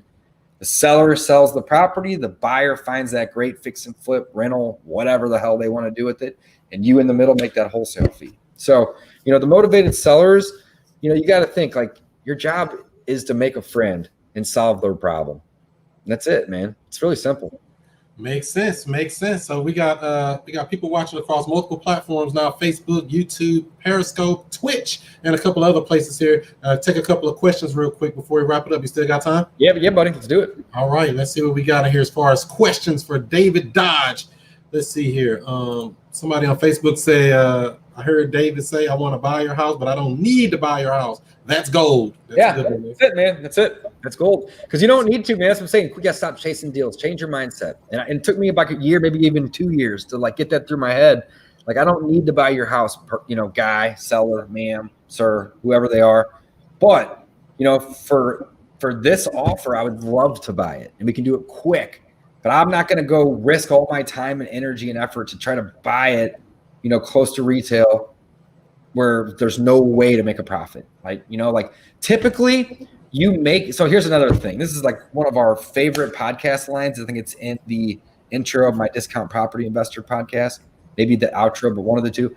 You make your money when you buy, you get paid when you sell. So can you buy a property close to retail and do a phenomenal rehab on it and make some money? Oh, yeah, absolutely, right? But if you buy it at a discount and do that exact same thing, you're going to make 3 times as much money, right? Right. No matter what. So you make your money when you buy, guys. Simple as that. Makes sense. We got Robert Glenn over here on Facebook wants to know, how are you structuring the MLS deals? Yeah, it just kind of varies. Every deal's a little different, but the MLS deals, typically we go in. I mean, it's rare that we go on the MLS to find a deal to wholesale, right? Because everybody can see that information and they're asking basically retail until somebody makes an offer that they accept. So like the offer amount isn't really relevant, or like the asking price isn't that relevant to us. But I think the point that I want to make before I explain that is we're never buying on the MLS to then wholesale. Very, very rarely, right? Don't try to do that. It's very hard. What we do buy on the MLS would be great fix and flip opportunities or great rentals if we can get discounts on them. But the discounts typically aren't 30%. They're like 15, 20, maybe even like 16, 18, somewhere in that range typically. But how are you structuring your MLS deals was the question. And, I'm not an agent, but my partners are agents and brokers. So they represent us as a owner agent, right? And we just make the offer and we ask for, anywhere from 5 to 10 business days for inspections. And if it all checks out, then, we're typically making our offers not contingent on financing with a private lender. And we'll put our closing date out, 30 to 45 days, but we put on or before in terms of the closing dates. We don't have to go back and amend it if we can get the private lender lined up or even the bank. We're typically buying with private money though, right? Because it's just easier to be quick cash, right? But not always. And that's it. It's very simple. And we just line it up. Now, one thing I do want to mention, like super pro tip, when you're getting inspection period days, just add in one word, and that's business, and it's going to increase your time by like 40%. So 10 days is really 14 business days. It's 40% more time, guys, for one word. Slip it in there. How many days do you need for inspections? I need 10 business days. Business days. 14 days. So slip that in. That's a pro tip. But yeah, man, I mean, when we're buying on the MLS, it's a little different, of course. But don't overthink it. You still got to make the offer. You still got to go look at the property. You still got to analyze the deal. Just do all those things. One thing that the MLS is kind of a pain in the ass is the agents are always asking for proof of funds. So get with your hard money lender, get with your private lender, and get those proof of funds so you have it available. Otherwise, they're going to be asking you for it. And sometimes they're not going to submit your offer to the seller until they have it because they don't want to waste the owner's time, their client, which I get. Again, it's not necessarily something they should be doing, but it happens. Just know that it does, and just you can't get upset about it, man. You just gotta understand it. Roll with the punches. That's right. Robert had another question. I don't know if this is a realistic question or not, but what is the fastest way to make $10,000 tomorrow in real estate? I mean, the wholesaling, period. You don't even need a lot of money. You need time. Do some cold calling. Find a motivated landlord. Find a motivated for sale by owner person that's just like willing to exchange the discount for the convenience, right? And take that contract to Facebook Marketplace, take it to Craigslist, take it to your local real estate investment club and sell it. And you can make 10 grand in 2-3 weeks. Yep, we just did it. Closed one last week, made 10 grand. The buyer was like, congratulations on making it. I said, well, I wish I could have kept that house. Looking back though, some of these deals, I'll be like, man, I want to keep it because it's such a sweet deal. It's a good deal. Right. But you know how that go. All right, let's see here. Keep the best and wholesale the rest. Angie likes that. Yes, that's right, Angie. Keep the best, wholesale the rest. It's kind of catchy, but it's exactly what we do, guys. So here's the thing about wholesaling, right? It's a job. It's a lot of work. I love it because we can make a lot of money doing it. And really it's kind of a means to an end for us. We do the marketing to find the deals and we keep the best and we wholesale the rest. So I'm super passionate about wholesaling, but it's a means to an end, guys. It's a means to an end. I really just want a big portfolio of rentals that just spits off passive income. That's the goal for me. But I love wholesaling because it makes that possible. And along the way, I just wholesale off all the trash that I don't want to keep. Not all trash, but most of it is. Yeah, we just got one today. It's kind of like trash. Fire damage house on the north side. To my 12 grand. Not Yeah, happening. it's like, hey, I'm going to try to help you, Mr. Seller, right? And if I can't, then I'm either. So here's the thing: whenever you put an offer on a property, there's basically two things you can do if you can't sell it. You can get a lower price, or you can ask for more time. And I typically try to do both. I try to get the price down a little bit and extend the time, right? So you can then continue to sell that property. But that's it, man. I mean, and there's only two reasons, Chris, that a property doesn't sell. I learned this from Joe McCall a long time ago. There's only two reasons that a property hasn't sold yet. Put it that way. Number one, it's priced too high, or number two, enough people haven't seen it. That's right. So if you haven't done enough marketing to get enough eyeballs on it, that could be a problem. Or you're asking too much. But if you just continue to adjust those two, get that price in line, and get enough eyeballs on it, it is going to sell. It always will. Yeah, I said it in a different way, and I don't even know where I got it from. I said either the price is too high or your marketing sucks. That's Right. what I be saying. Exactly what it is. Do more marketing or get that price down, or both, and eventually it's going to sell. Right. That's right. And Bobby Blue over here on YouTube wants to know, what is the names of the podcast again? Great question. So Discount Property Investors, a podcast that we've had going for 3 or 4 years now, probably 4 years now. Discount Property Investors is the name of the podcast. We just launched 2 others on Anchor. One's called the Wholesaling Real Estate Show, and I think the other is called the Landlord Show. I can't remember, but basically the Discount Property Investors are our main podcast. Just go check that out. That's where the most of our episodes are. And the reason that we launched these other 2 is because we do a lot of episodes that are really niche to one or the other. So it's kind of another place to kind of park them, but also for building everything. They're more keyword centric ones, but like really the all thing real estate podcast is the Discount Property Investors Show. I think we just had our 200th and second or third episode published yesterday, the day before. We try to publish 3 or 4 times a week. So we do quite a bit of podcasting. But yeah, check that out, guys. Discount Property Investor Podcast. Great. So that's on, I guess, Google and Everything. iTunes and all the Stitcher or whatever. All That's these right. other That's right. But that's really what it is, man. You make your money when you buy. You get paid when you sell. If you're not buying at a discount, you're shooting yourself in the foot from the beginning. So really every, seasoned professional investor is a discount property investor. They just don't know it, right? So Discount Property Investor, it rings true to everything that we do in our business and what we teach. All right, great. And so would you recommend people getting into this business now that the coronavirus is out here and all the scare tactics they throw on us? The people should still get into this business, you think? Nothing's changed. I mean, we're moving to a more virtual world, but that was going to happen naturally without, everyone being locked in their house. Just would have been a little slower. But, real estate's a people business. And you just got to make a friend, and people are still willing to show properties, at least in our market, Chris. I mean, I know there's other markets, California and New York, where it's going to be a little bit more difficult, so, not saying jump in or wait, but, just figure out what makes the most sense for you in your area. But nothing's really changed for us, Chris. I mean, we're still doing the same amount of marketing we were pre-COVID, like January, February compared to now, right?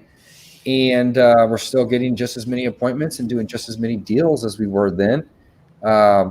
Certain things have slowed down, but not so much the buying and the selling. The lending has slowed down a little bit. The title company processing has slowed down a little bit, depending on the title company in the area, of course. But dealing with motivated sellers and the fact that people are motivated and these motivated seller people are out there, that hasn't changed. That's still there, and we're still helping these people every single day to help provide liquidity to them. And that's it. That's all we're doing. Convenience for a discount. And the big picture is we're providing liquidity. Could these people that sell us houses, Chris, sell it to somebody else for more? 99% of the time, yes. Hopefully 100% of the time, yes. But they don't have to then go out and find those people and show the property and do anything, man. They just talk to me or you, and they get a contract, and they're done. It's simple And get out the way. I know that makes sense. Great. Because I only bought 3 houses during the pandemic. I wish I could have bought more, but I'm slow, I feel like.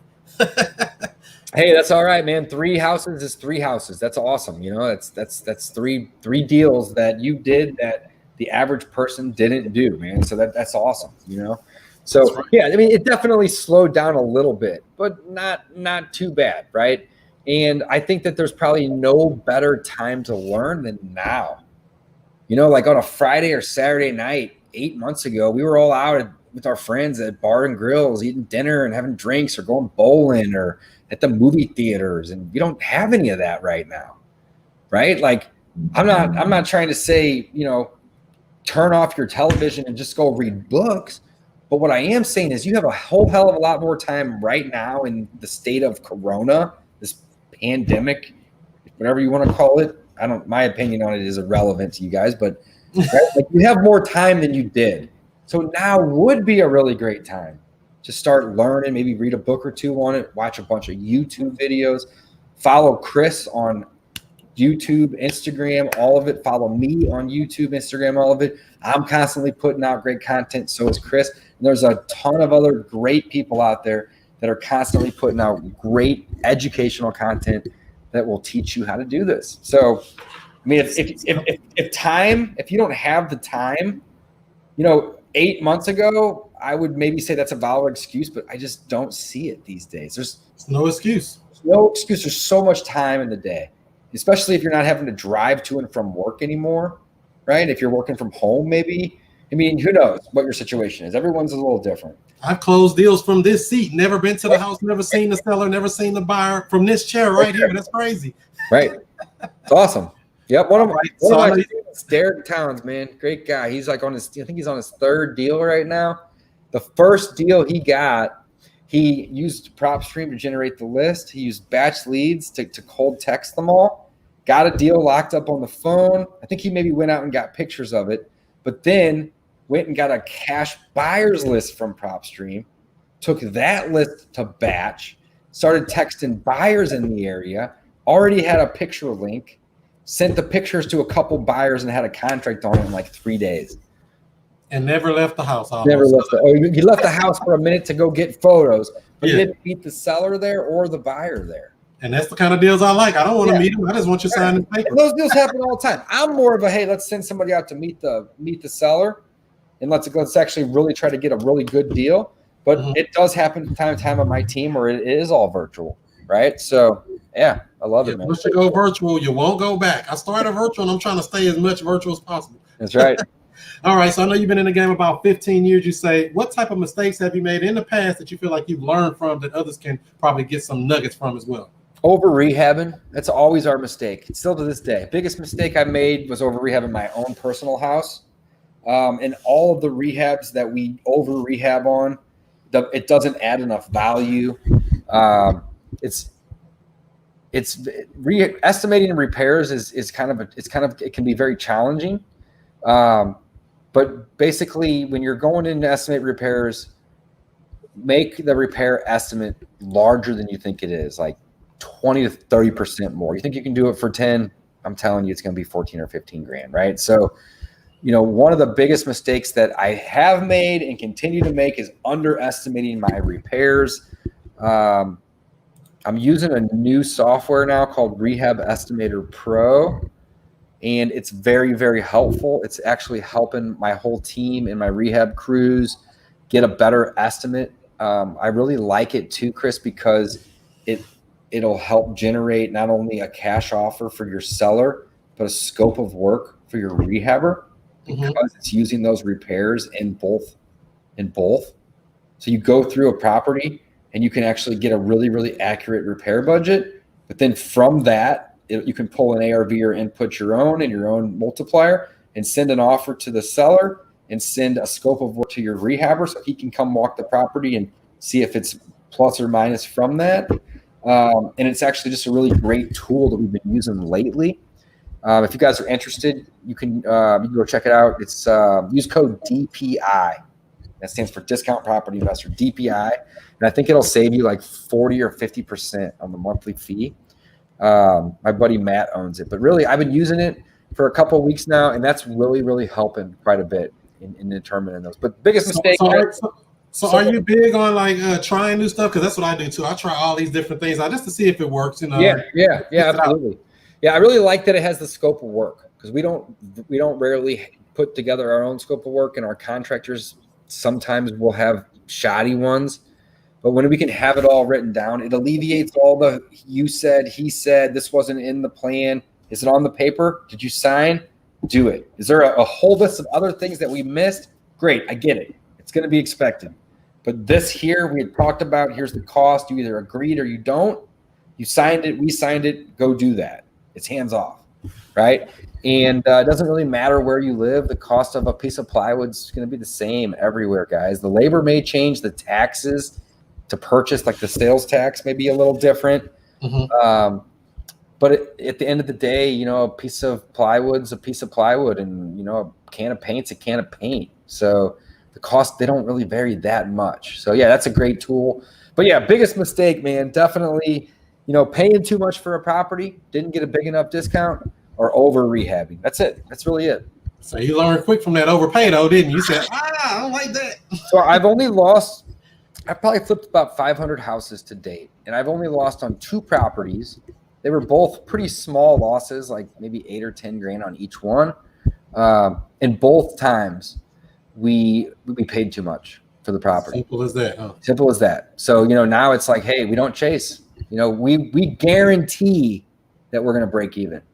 Guarantee it. Like, you know, if you buy a property at such a discount, you can afford to screw up and over rehab or shoddy rehab or whatever. I don't recommend doing either, but you can afford for that to happen, and you can still break even or get your money back. But if you don't buy it at a discount, a significant one, you don't have any of those choices, those options, those opportunities aren't there for you. That makes sense. Cynthia Miller wants to know, what was your worst deal? My worst deal. That's a good question. Again, I've only lost on 2 deals, so it'd probably be one of those 2. I just paid too much for a house. It was out in Eureka. Probably did a $40,000 rehab on it. It sat on the market for 6 months. We just didn't have enough spread in it to lower the price enough for us to sell it and make a profit. And we basically had to lower the price to where we were at and eat the commissions. So we thought, you bought a house in Eureka in the Legends. I got to go pay this real estate agent to sell it. So yeah, I mean, you can eliminate having a bad deal or even any worse deals. Like, you can eliminate all of that by just buying right. Don't pay retail, guys.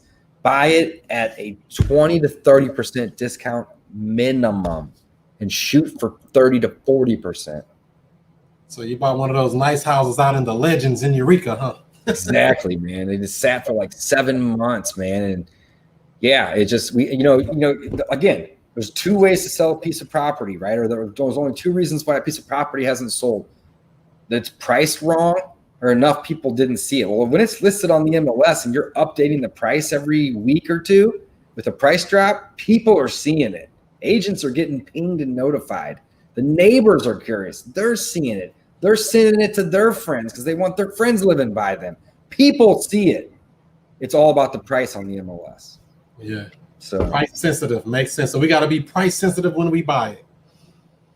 Yes, sir. Right, let's see here. Ayla wants to know, you may have answered this already and I may have missed it, but what type of numbers make a good rental deal for you to invest in? As in, what is a good amount of cash flow on one?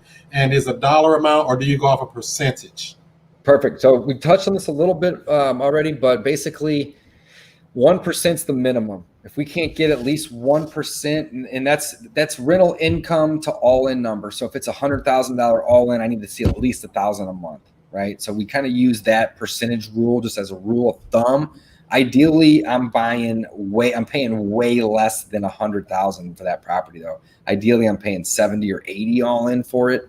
And then it bumps my percentage up to 1.2, 3, 4, 5, even somewhere around that lines. We also do have a minimal cash flow and equity capture. $300 in cash flow is a minimum for us.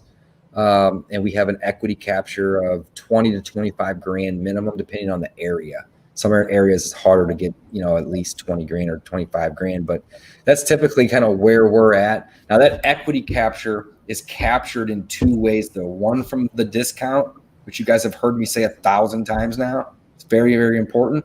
And also by the increase of value from the updates that we do, right?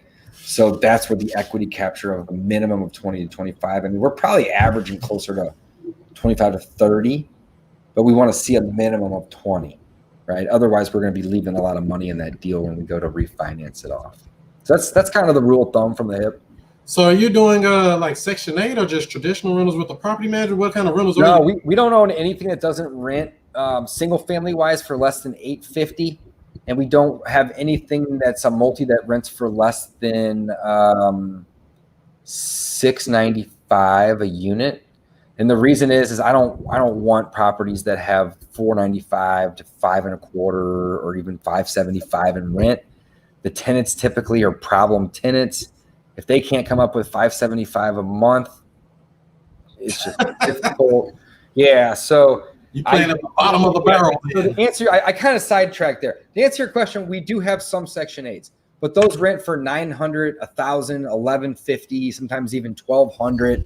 They're homes typically in nicer areas, right? Sometimes we'll buy properties that are Section 8, so we have to inherit the tenant, which is no problem. But myself and my partners, we don't want anything that rents, basically less than like $800 a month. And the real reason is just the quality of people. If somebody can't afford $800 a month in rent, they're probably just not somebody that we want to be dealing with. Also, when you have somebody that pays $800 or $900 or $1,000 a month in rent, they care a little bit more about the property.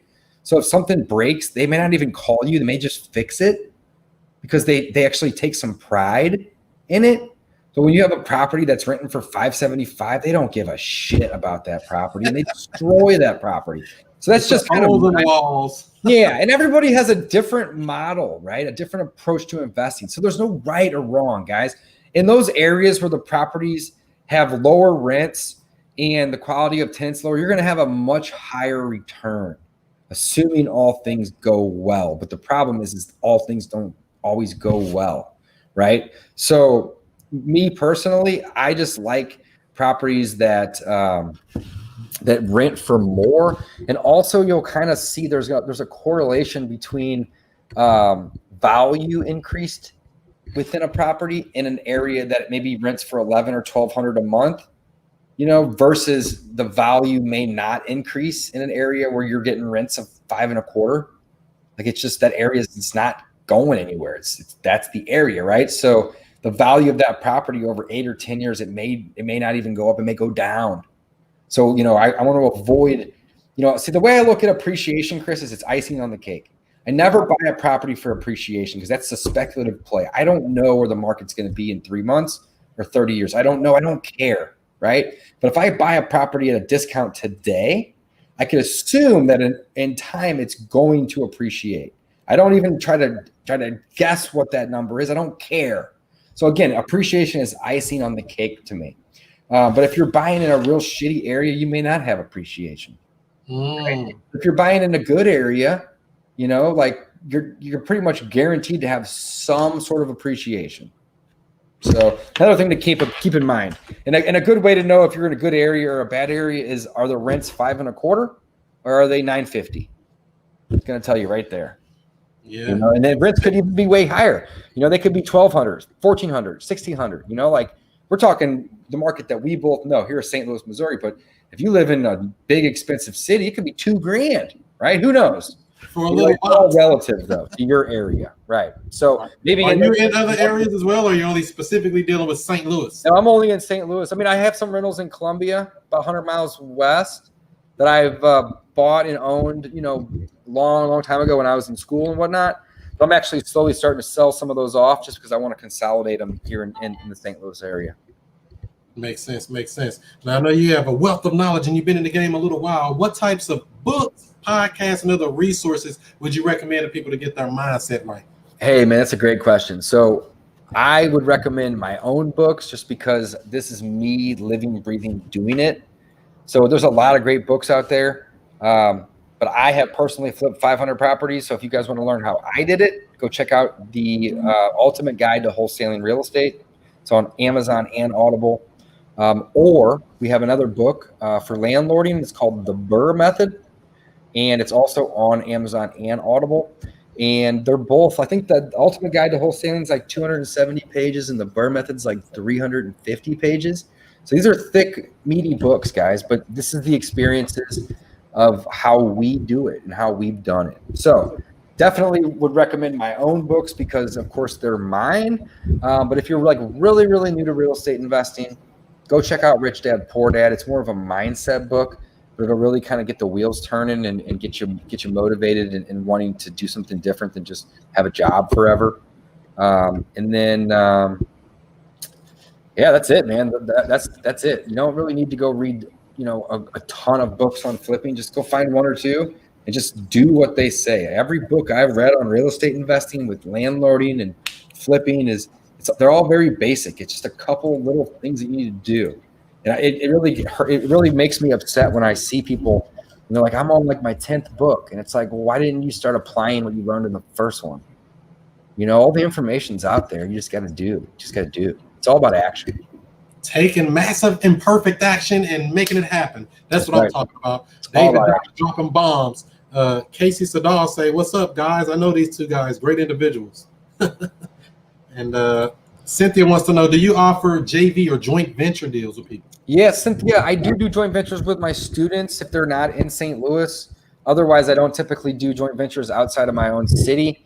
If you are, I don't know if you're local or not, Cynthia, but if you're local to St. Louis, we do joint ventures there as well. We have a website that we send people to. It's letscowholesale.com, LETSCO wholesale, letscowholesale.com. And our fee's 40%. So essentially, if somebody has a property under contract already and they have pictures of it and they have an inspection period and they can't sell it for whatever reason, they can bring it to us and we'll syndicate it out on our own buyers list via text and an email. And then we'll do all of our own marketing methods as well to help get that deal sold. And in exchange, we say, hey, you can keep 60%. We're going to take 40. Most people will do 50-50 on their joint ventures, but we're looking for more of a numbers game.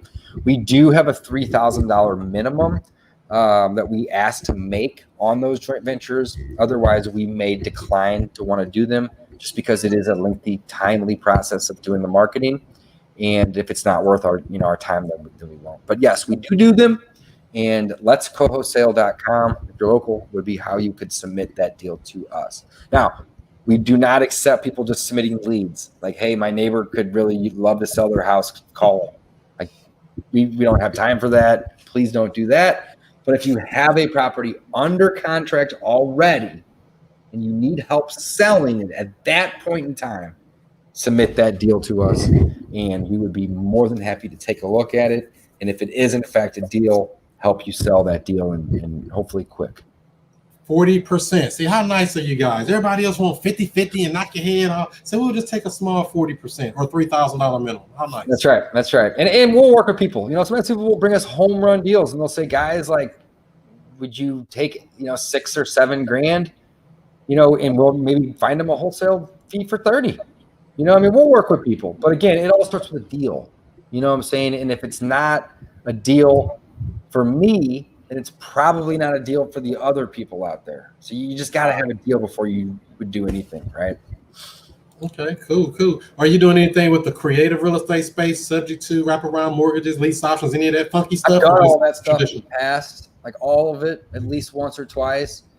And, it's just, I guess because we have private lenders that lend us money to purchase and fix them up, and we have good relationships with our banks, and we pay our taxes, it's just easy for us to just get bank money or private money to buy. So like doing something sub 2 or lease option or owner finance, look, let's put it this way, Chris, we will do it if it makes sense, but most of the time a cash offer is just easier for all parties. And I think a lot of times why people go that creative route is because they don't have the ability to do the cash and they kind of make that work for them. And that's great. But it's a lot of extra work and there's a lot of extra liability. There's a lot of extra management that goes into it. When you just have a cash offer and you buy it cash or wholesale it, like you're done. It's easy. Easy peasy. But yes, we do that. I don't teach it. I don't promote it. I don't even really look for it. If somebody wants to offer me that offer, like we've actually done some lease options where we've had houses listed on the market and people want it and they're willing to pay full retail or even over retail, but they can't buy it for 6 months. So we'll lease it to them at like double the lease amount until they're able to get approved and they'll buy it. So we'll do stuff like that, right? But I'm not like actively marketing to like go lease option somebody else's house to then wholesale or figure something out with that. I'm not really actively marketing to find properties that are, there's not much equity where I can take over the mortgage. Like it just seems like a lot of work to me, but I'd rather, again, I don't chase, right? So it's like, I'd rather make an offer that's 15 grand below what they owe. And if they're willing to bring that money to the table, then we can do the deal. Otherwise, it's not really interested, man. I'm just going to be straightforward with you. And move on and get the next check. Move on. Right. Okay, cool. Anything else you want with the family? How do they connect with you? How do they find you on social media? All that type of stuff. Yes, sir. So David Allen Dodge is my IG handle. Go check me out over there, guys. You can see it right there. Yep, there it is, Chris. Thank you. And then, of course, YouTube. Just search David Dodge Real Estate Coach. My YouTube's actually starting to take off a little bit, starting to grow here. And I love putting out good content on both channels. And guys, check out freewholesalecourse.com, freelandlordcourse.com. And then, of course, if you like to read or you like audiobooks, The Ultimate Guide to Wholesaling Real Estate, as well as The BRRRR Method, 2 books. We're actually working on our 3rd book right now, Chris. It's going to be something super basic. It's going to be called How to Buy a House. It's going to be how to buy a house and not pay retail, or something similar to that. But yeah, it's going to be a simpler book. The last 2 books have been such phenomenal books, but they've been really long, like 250 to 350 pages. So we're trying to put something out that's more like 80 to 100 pages that'll just be real simple. So we really enjoy putting out the books, though, and we find a lot of people really, really, really get a lot of value from them, and it's a product that you can sell for 15 to 20 bucks. And with the ability to put it up on Amazon and Audible, it's shipped in a day or 2 or downloaded instantly. It's just kind of a no-brainer, to do that. So, well, I'll probably have 10 or 15 books published in my life, I would imagine. We're working on the 3rd one right now. So there you go. Write those books. It builds instant credibility with the marketplace, right? That's right. Robert said he's reading it right now. He's reading your book right now. Hell yeah, Robert. Hell yeah, man. There's a lot of value in there, man. I'm telling you. I mean, this is the experiences of me and my partners over the last 5 years in both of these books. Talking about the marketing that we're doing to get deals, how we're calculating offers, how we disposition those deals, or how we're dealing with the contractors and how we're finding properties, dealing with banks. I mean, you name it, all of it is in those 2 books. Makes sense. Cynthia wants to know, do you do anything with mobile homes? I flipped 1 mobile home, and I had to sell it on owner financing terms, Chris. This is another reason why I don't like mobile homes or creative financing. So I bought a mobile home one time. I'm going to guesstimate. Let's say I bought it for $6,500. That's probably pretty close to what I paid for it. And then I put about $4,000 in it. So I was into it for like $10,500. And I went to go list it for sale at like 16 or 18 grand. And I found out that the park that this mobile home was in, it wasn't on its own lot. It was in a park. They didn't allow for non-owner occupants, meaning that if you lived there, you had to own it. Otherwise, it could be vacant, or I could move into it, but somebody else couldn't.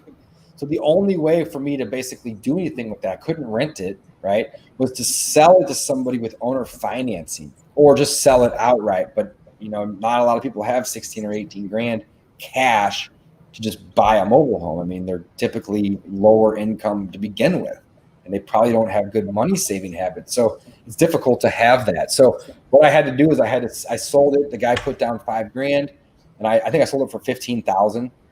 He had put down $5 grand and owed me 10. He paid me over like 18 months, and he ended up paying every payment on time. It was great. So I did make a little, like, $3,000 or $4,000 in profit, but I had to wait for my money.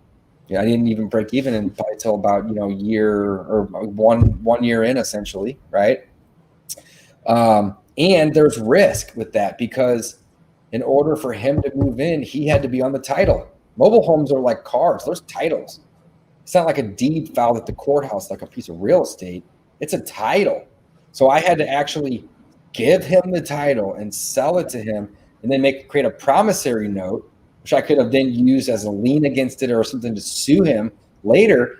But that's, again, a lot of things that I could have had to have done if things didn't work out. You're supposed to charge them that hard money interest, 18%.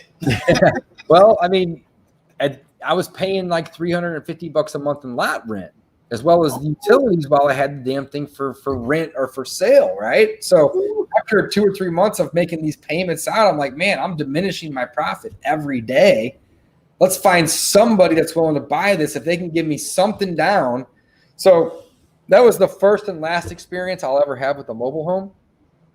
It's not my cup of tea, unless, here's the only caveat, unless it's a mobile home on its own lot.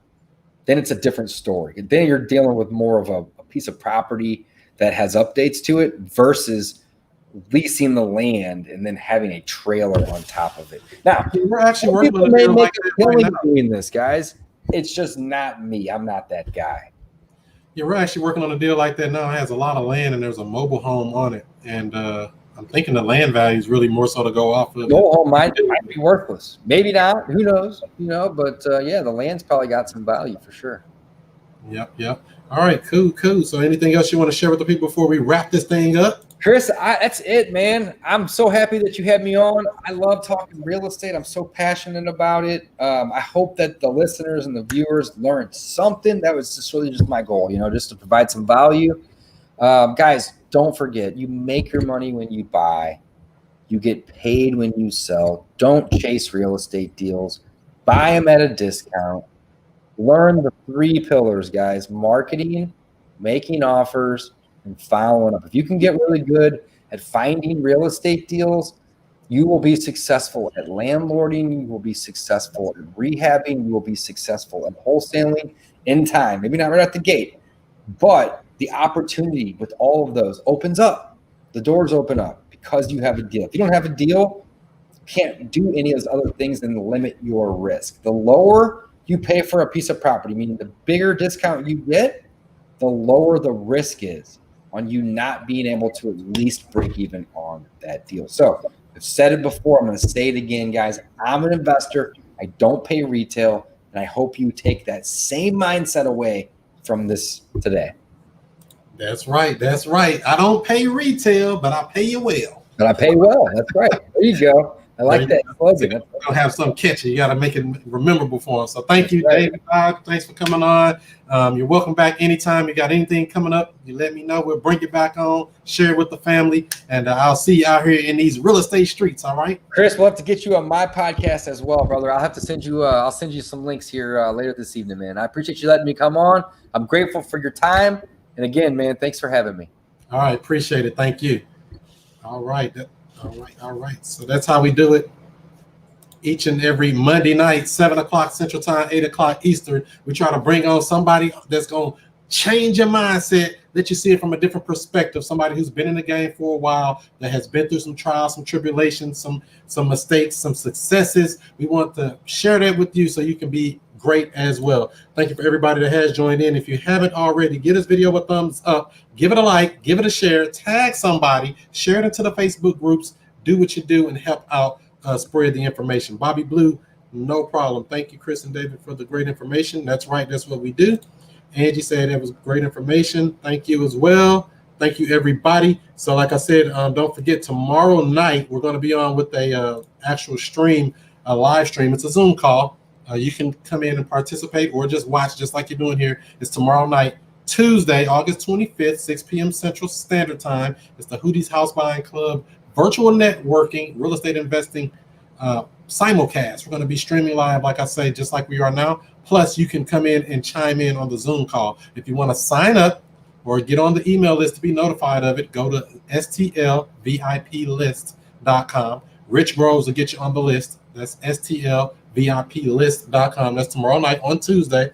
We do it each and every other Tuesday where we come in and talk that real estate talk, share some, knowledge, ask questions. If you have deals you're trying to sell, it's nationwide. It's just not for here in St. Louis. It's nationwide. We worldwide, baby.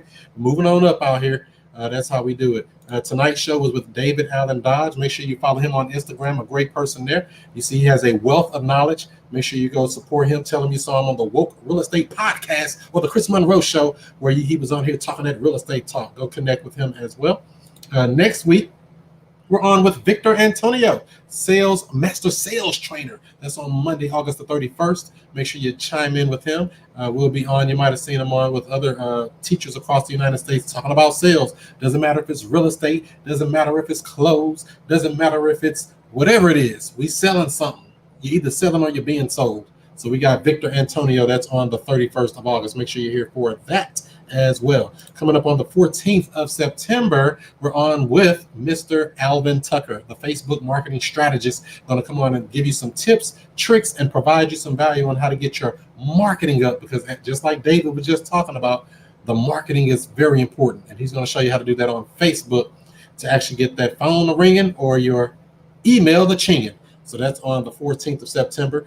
Between now and then, we'll also be on with Chris Haskins, my brother Chris Haskins out in Virginia. We'll be on with him sometime between now and then as well. We'll get you notified of that. If you ever want to be notified of any of the upcoming shows, all you have to do is text JV to 31996. That'll get you the free joint venture agreement, and you'll get the notification to know when we go live on these Monday nights. Just text the keyword JV to 31996. That's all you got to do.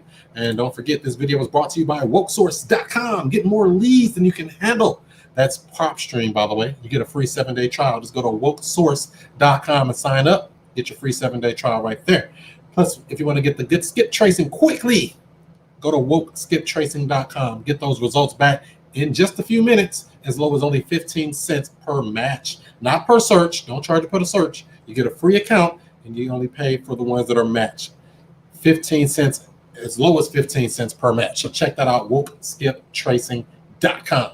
And if you're looking for contracts, cool gear, or coaching, you know about wokerealestate.com. Go over there and check that out. Got over 200 free real estate videos on there as well to teach you everything from the rooter to the tutor in this real estate investing game. All right. And if you haven't joined the Facebook group already, what are you waiting for? Join it. It's free. It's called the Woke Real Estate Investing Group on Facebook, talking about subject to, talking about lease options, talking about seller financing, and so much more. Just drop on in, tell them where you saw the show. Say, I just want to come in and get around some like-minded people that are doing deals, that are struggling through deals, that are having successes with deals. Come on and connect with some other people like you. Woke Real Estate Investing on Facebook. All right. So let's see what we got here. I'll see you. I know that's right. I see you, Angie.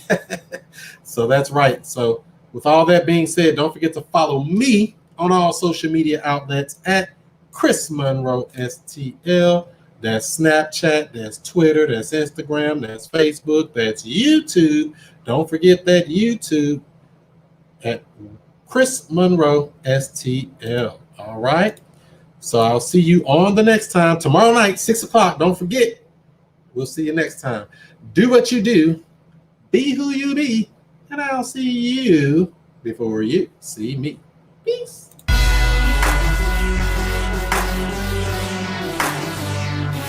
And we here.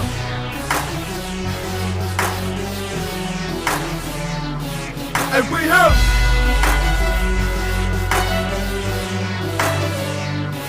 And we here. Mr. I stay woke. And Mr. I stay.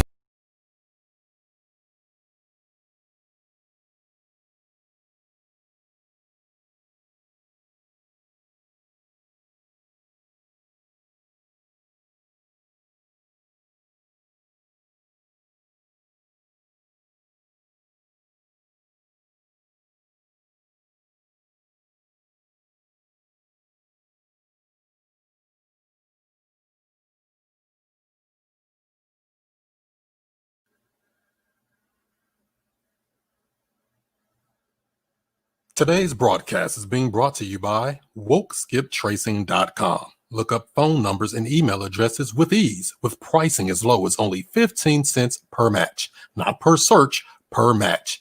If there's no number or email address, you don't pay. Get accurate data in just minutes. WokeSkipTracing.com. That's WokeSkipTracing.com.